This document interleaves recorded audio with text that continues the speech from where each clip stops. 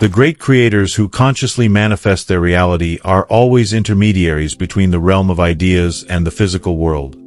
And it was at that exact moment that I realized the secret behind all conscious manifestation. Have you ever wondered how some people manage to manifest everything they want, while others are constantly struggling against life? The answer lies in the first and most important principle of the Kybalion, mentalism. In this video, we're going to dive deep into this principle that can completely transform the way you create your reality.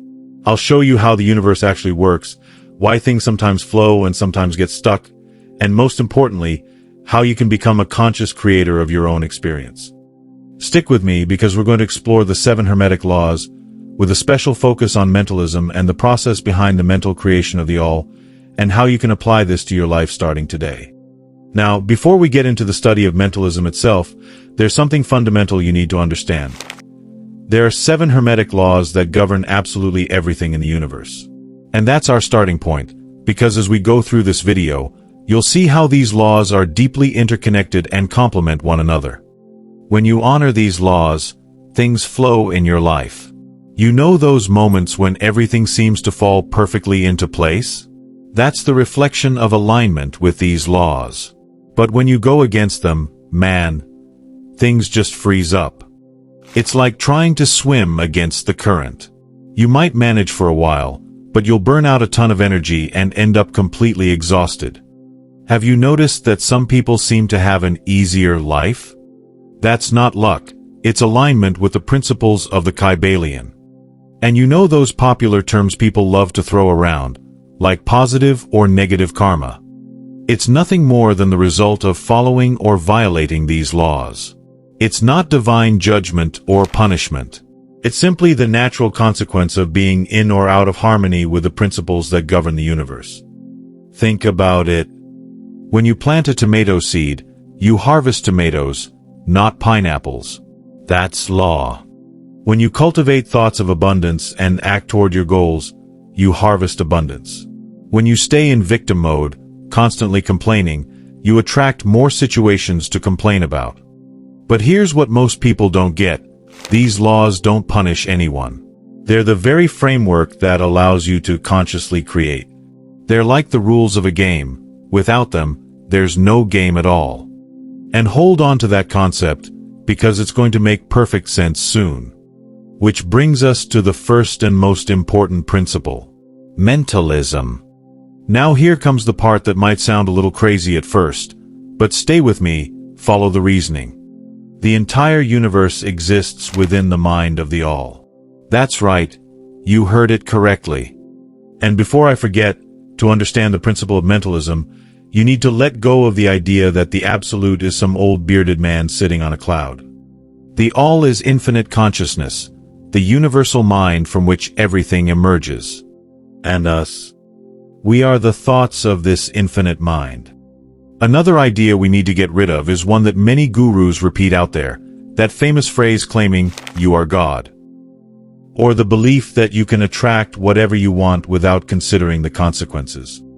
These are classic mistakes made by those who misunderstand Hermeticism. The Absolute didn't create the world to be your personal amusement park. In fact, it's quite the opposite. You are here to have an experience, to learn, to evolve. It's as if you were a character in a cosmic video game, but a conscious character, one who can influence their own story.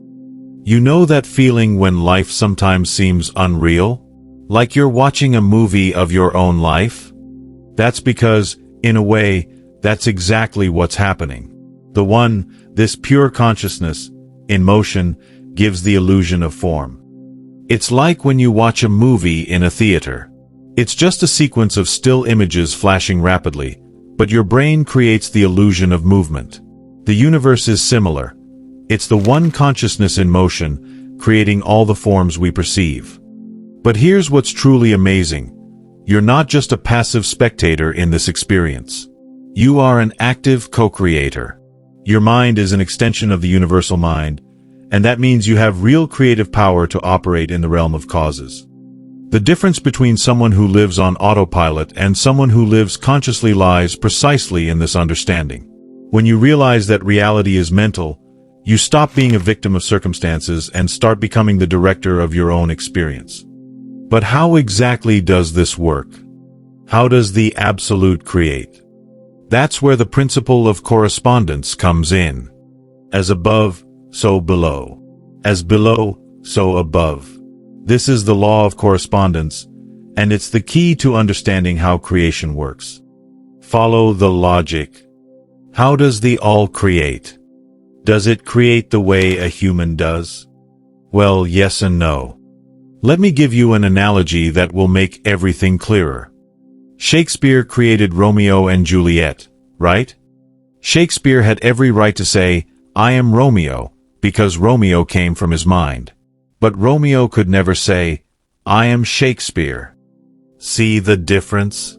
Romeo exists in Shakespeare's mind, is part of his creation, is infused with his creative energy, but Romeo is not Shakespeare. That's the fundamental difference. Now let's apply this analogy to the Absolute. We exist within the mind of the All, we are part of its creation, we are infused with its energy, but we are not the All. Got it? And here's the crucial point. The All cannot create the way a human creates physically. And why is that?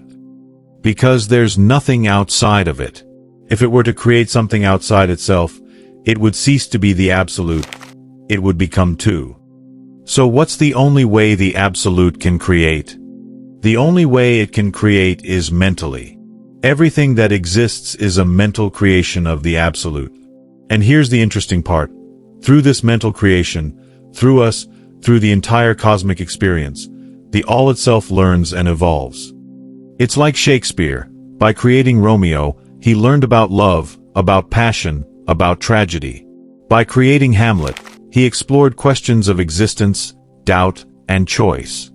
The All, through each of us, through every experience, is constantly exploring and expanding its own consciousness. We are the forms through which the infinite comes to know itself. From this, we can draw an interesting conclusion. The universe can be nothing other than a mental form of the All. There's no other possibility. Quantum physics is arriving at the same conclusion. Consciousness is fundamental, matter is secondary. But wait, there's more. I know this might sound a bit abstract at first, but it becomes revolutionary once you truly grasp it.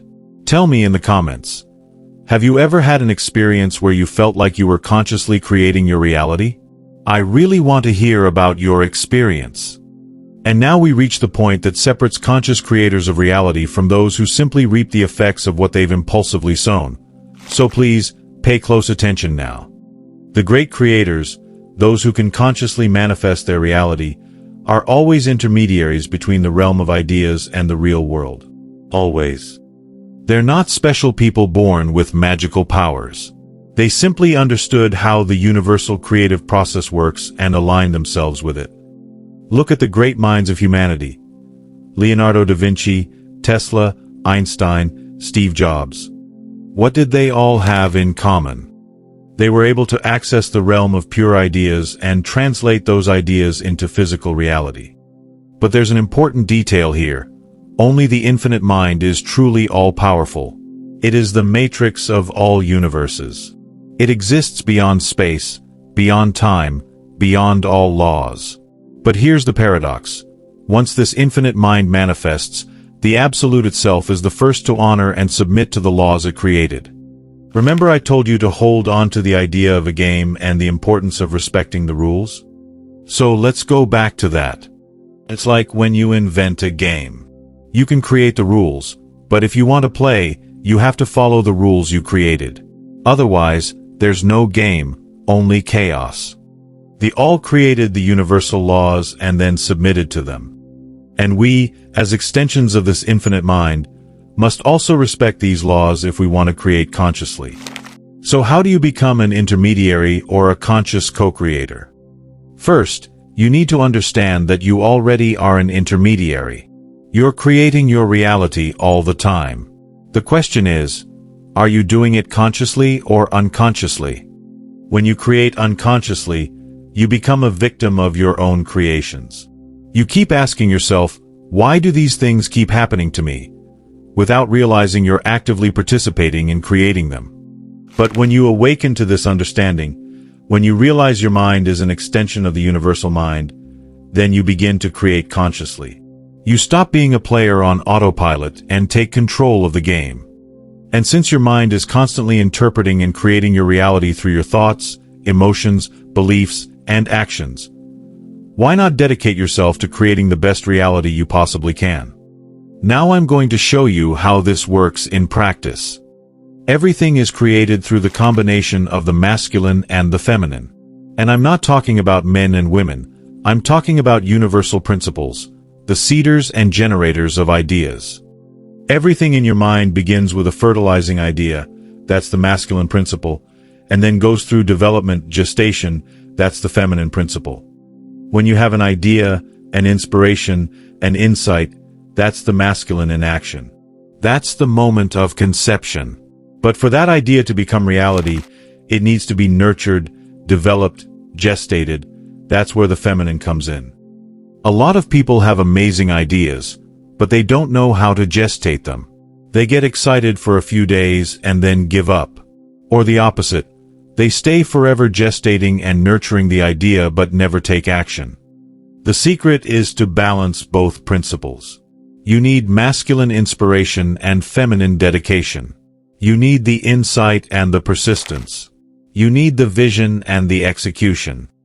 And here's something fascinating. The principle of gender also governs movement on the mental plane. Your thoughts aren't static. They're constantly moving, combining, transforming. Every thought you have is like a seed. If you nurture it with attention and emotion, it grows. If you ignore it, it withers. You are constantly fertilizing and gestating realities through your mental states. That's why it's so important to be conscious of your thoughts and emotions.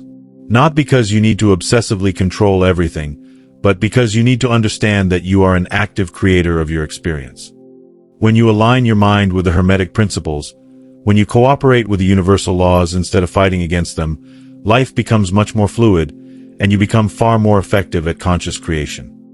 If you want to understand how to apply these principles in real life, I've created a specific playlist that will put you on the path to conscious co-creation. I'll leave the link in the first pinned comment and on the final screen of this video. It's definitely worth checking out.